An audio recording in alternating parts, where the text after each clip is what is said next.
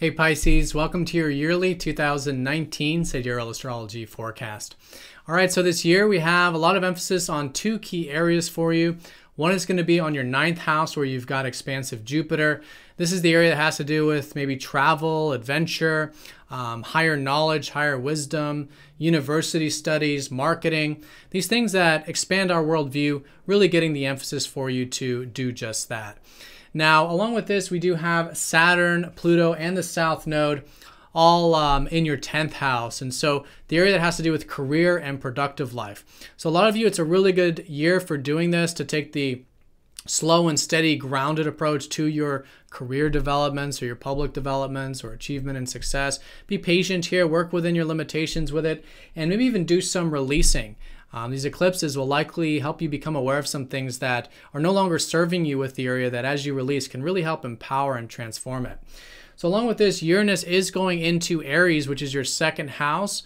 So April onwards, you'll probably find a bit of maybe new and different things involving your resourceful side. Really good for maybe finding new ways of making income. Some of you may be making income from things that are unorthodox or unique or different or progressive or scientific, all to really help mix up this area that has to do with your resources and even maybe a newfound sense of self-reliance and self-value. All right, so let's take a look at all of this here in more detail when we return.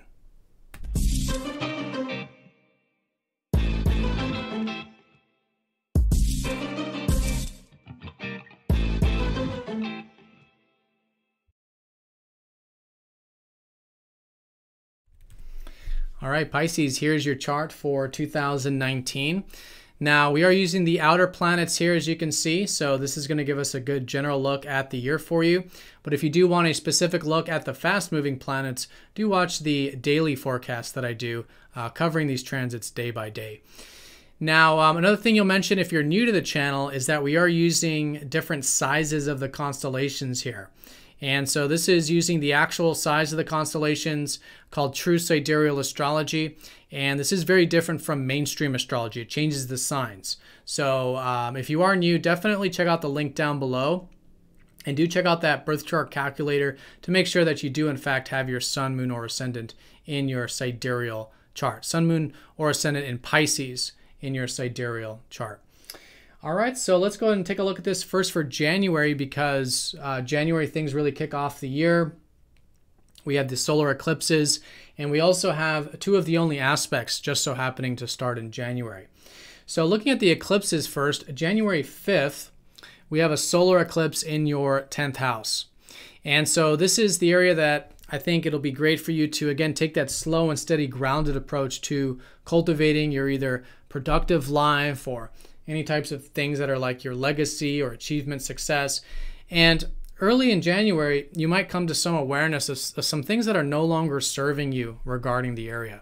So it's a really good time to bring that conscious attention to if there are any patterns that you maybe developed over the years, that are some things that are comfortable or kind of repeating patterns, or things, again, that are no longer serving you regarding this area of career or public life. And through this awareness, a lot of you will likely be doing some releasing. And as you do that releasing, it's going to help free up the area, help transform it, and help bring more balance back to this productive and public sort of part of the chart for you. Now, January 21st, we have the lunar eclipse, and this is going to be in Cancer in your 5th house. So this one's really finalizing a lot of the energy you've been experiencing for about the past year regarding your self-expression. If you've been exploring new things regarding your passions in life, what you enjoy, what you find fun, or maybe creatively, or any form of self-expression, anything like this, this will likely be solidifying at least on some level by the end of January.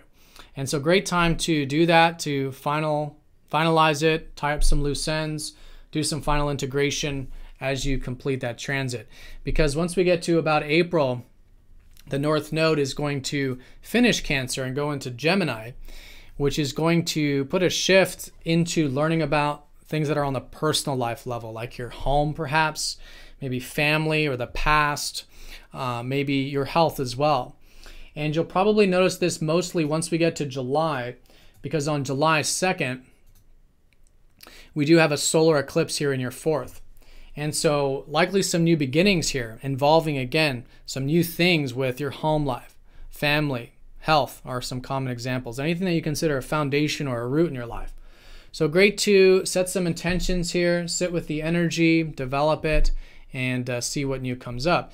And this is a very important area for your 10th house because, you know, this is the balance part of the nodes where all of this work that you might be doing or releasing regarding your productive or public life, really the balance to all of that is going to be establishing your home life and your personal life, because we can't have, you know, good career productive life without good home and personal life. And so this whole year is really about finding that balance, but particularly in July, probably, you know, on some level, something new starting here that's going to help achieve that balance between the public and private life or productive and home life. Now, once we get to July 16th, we have the lunar eclipse, and this is going to be in that 10th house. So if there was anything that started in January regarding your career productive life, July will likely be the month where, at least on some level, it comes to some sort of high point or completion in that sense. And again, it's going to be in the context of what was released. And so in July, great time to do a status check. How is your career going? Productive life, public life, whatever it is for you. And maybe, again, do some releasing through some of this awareness. And with it being so close to Saturn, I would say maybe releasing any self-limitations. In fact, the first half of the year is really good for seeing if, you know, while you're kind of working at and disciplining yourself to, you know, be patient with the career or whatever it is, also releasing self-limitations if there are any. And the lunar eclipse will help you become aware of that in July. Also with Pluto, first half of the year, anything you could be doing about releasing fears, inhibitions, can also be very freeing and, again, help you transform your career sector. All right, so those are the eclipses. And we do have, at the very end of the year, December 26th, typically wouldn't mention this because I don't want to convolute the reading too much, but at the very end of the year, December 26th, we do have a solar eclipse in that 10th house. And the way we'll likely feel this is that once we get to about November, you're going to likely feel Jupiter go into your 10th house of career and productive life. And this is going to be bringing in a little bit of buoyancy in the area, because for most of the year, it's just Saturn, Pluto, South Node, and these are more serious energies, and again, it's more about releasing and transformation and all this. But Jupiter is about possibilities and potentials. And so November onward, you may feel a bit inspired about the year, and you may even have some new opportunities shaping up there going into 2020. Okay. But the solar eclipse at the very end of December, maybe some new beginnings about this. Going into 2020 with maybe a newfound sense of spirit about your career or inspiration about it during that time. All right, so let's go ahead and back up to January of 2019 once again to take a look at these aspects that are starting the year.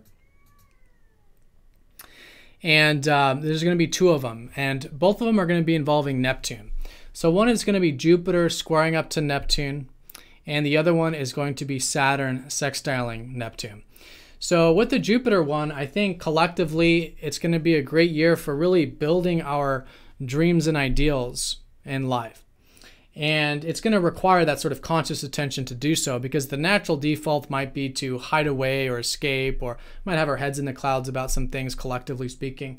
So for you, this is really good for grounding your spirituality. You've had Neptune in your 12th house this past 10 years, which has been really about finding your spiritual self through having faith, trust, diving deep with yourself, spiritual time, you know, all of this deeper work that you've likely been doing, even deeper psychological work for a lot of you to find peace, makes this a great year for really doing the work with that. Great for doing spiritual work this year.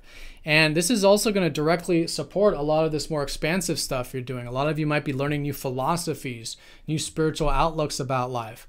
And some of you, you know, if you're doing the adventurous thing, like through travel or things like this, that also supports it, all these new experiences there. So a really good year to, if you have any kind of dreams or ideals about things, or about, you know, these adventurous or expansive things or philosophies, really great year for setting the intention to do the work with them, build them, and ground these things. And it becomes very, very constructive in that way. Now, this is also with Saturn, because Saturn is the builder and is in an easy aspect with this Neptune. And so this is suggesting that any work that you're doing with your career or productive life also can directly support your peace, your alone time, and your spiritual life. And likewise, as you continue to develop your spiritual life this year, find that peace and whatnot, however you do that, that directly supports your career and productive life. All right, so nice opening there. You may even just find a bit of flow when it comes to the productive and career stuff constructively because of this kind of easy configuration there. All right, so the last important thing to talk about regarding the year is Uranus. Uranus is going to be leaving your sign. He's been there for the past 10 years and going into your second house in April. So if you've noticed the past 10 years, if there's been maybe a new erratic energy in general, Uranus has really been the emphasis for you in your sign. And so Uranus is always about mixing things up and things kind of happening unexpectedly and finding a newfound sense of our true self, really, at the end of the day. And that's what I feel like is really going to be finalizing for you in by April, is going to be this final development of freedom of self-expression, freedom of expressing your unique self, having more spontaneity and freedom in your life in general. Maybe even if you've been involved with anything scientific or innovative, that can also be finalizing. And where Uranus is going to go is in your second house of resources. So over the next 5 years, April onward, you're probably going to find that there's this great opportunity to really mix this area up. What are some new ways of making money, income, of maybe investing or increasing your assets? Some of you maybe through innovative, means or something like this. And all in all, just this kind of sense of true self that's trying to come through regarding how you can create more security in your life. Material security, but fundamentally like inner security of self-worth, self-reliance. Because, in order to have real freedom in life, we do need structure, we need stability. This could be with finances. Finances can help us have more freedom. It can also prevent us from having freedom too if we're too caught up into them. So Uranus is going to be about discovering all of this. How does your true self link up with the resources of life, with your sense of self-worth, self-reliance, to be more freeing, more of your true self in that sense, and then also to create material security so you have more freedom there as well. All right, so Pisces, that's the year in a nutshell. Thank you for watching. Now on the page is a 20% discount for a personal look ahead if you do want a personal reading. But I want to say thank you very much for all of you who've been liking, commenting, and sharing these videos. I wish you all a fantastic year, and I'll see you very soon for the next daily forecast. Take care.